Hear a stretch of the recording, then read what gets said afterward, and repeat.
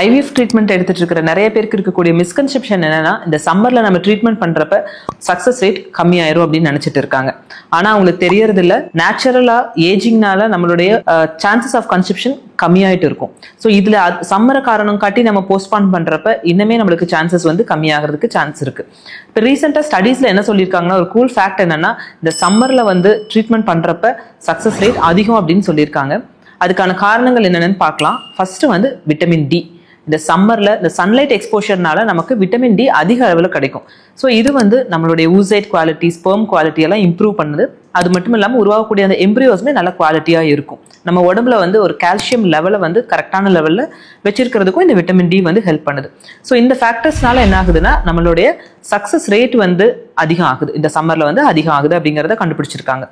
இது மட்டும் இல்லாமல் பிரெக்னன்சிலையுமே நம்மளுக்கு வந்து பேபி ஓம்பில் இருக்கக்கூடிய பேபியோட இம்யூனிட்டி அதிகமாகுது.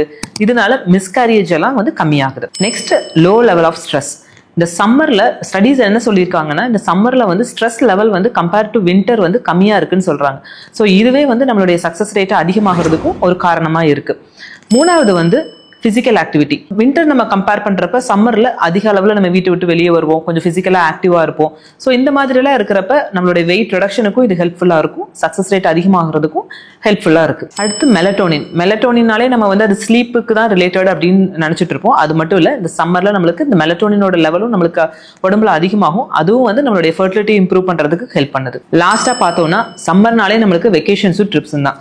ஸோ கப்பல் வந்து அவங்களுடைய மேபி ஒர்க் ஸ்ட்ரெஸ்ல இருந்து இதுல ரிலீவ் ஆயிருப்பாங்க. அவங்களுக்குன்னு கப்பல் டைம் வந்து கொஞ்சம் ஸ்பெண்ட் பண்ணுவாங்க. ஸோ இந்த விஷயத்தினாலையும் கூட நம்மளுக்கு வந்து சக்சஸ் ரேட் அதிகமாக இருக்கும்.